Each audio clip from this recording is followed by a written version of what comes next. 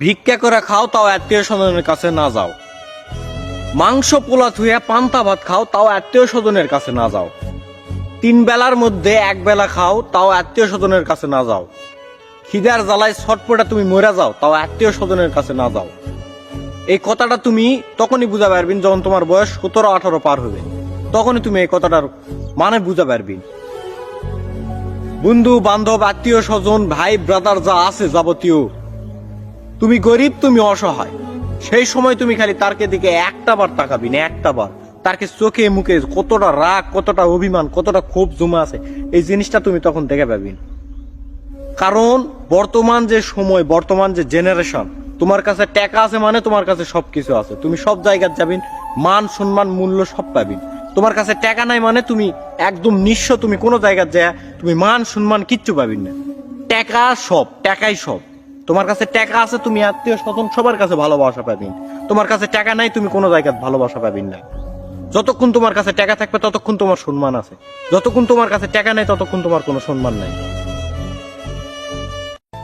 টাকার ঋণ কিন্তু একটা সময় পরিশোধ হয়ে যাবে, কিন্তু আপনার দুঃসময়ে, আপনার খারাপ সময়ে যারা আপনার পাশে থাকবে এদের ঋণ কখনো শোধ করতে পারবেন না, আর এদের ঋণ কখনো শোধ করা যায় না।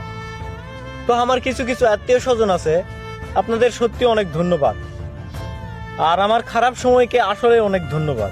খারাপ সময় না আসলে বুঝতাম না আসলে আমার কে আপন কে পর।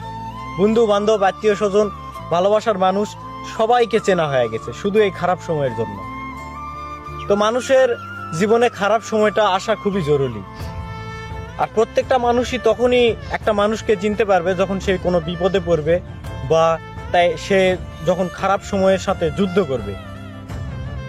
তো আমার সময়টা যখন ভালো ছিল, আমার ভালোবাসার মানুষ, বন্ধু বান্ধব আত্মীয় স্বজন আপনারা অনেকেই আমার পাশে ছিলেন, অনেকে আমার সব দিক থেকে সাপোর্ট করতেন, যে কোনো ভাবে সবসময় আমার পাশে থাকতেন।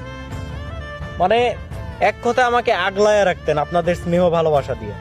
কিন্তু যখন আমার পরিস্থিতি খারাপ গেল, আমার সময় খারাপ যাচ্ছে, এখন আপনাদের আর কোনো আনাগোনা নাই, মানে আপনাদের আর পাশে পাই না। তো এই জন্যই আমি আমার খারাপ সময়কে ধন্যবাদ জানাই। আর আরেকটা কথা কি জানেন, সেটা হচ্ছে একটা প্রবাদ আছে, হাতি যখন গর্তে পড়ে চামচিকায়ও তখন লাথি মারে। তা আমি এখন গর্তে পড়েছি দেখে আপনারা লাথি মারতেছেন, কোনো সমস্যা নাই। ভালো সময় আমারও আসবে, খারাপ সময় মানুষের লেগে থাকে না। ভালো সময় একদিন আসবে ইনশাল্লাহ। একটা সময় আমারও ভালো ছিল, কিন্তু কোনো একটা পরিস্থিতির কারণে আজ আমার সময় খারাপ, কোনো একটা কারণে। তো সবকিছুর জন্য আলহামদুলিল্লাহ, ভালো সময় আমারও আসবে। তবে আমার খারাপ সময় আমি যাদের পাশে পাইনি, আপনাদের কাছে একটা রিকোয়েস্ট, আমার যখন ভালো সময় আসবে দয়া করে আপনারা আমার আশেপাশে আসার চেষ্টা করবেন না। আপনারা যে যেখানে আছেন সে সেখানেই থাকবেন। আমি আমার মতো করে আমার জীবন পাড়ি দেব, কোনো সমস্যা নাই, আপনাদের ছাড়াই পাড়ি দেব। আপনাদের প্রত্যেককে একটা কথা বলতে চাই ভাই, আপনি তখনই মানুষ চিনতে পারবেন যখন আপনি কোনো বিপদে পড়বেন। বিপদে না পড়লে ভাই মানুষ চেনা যায় না।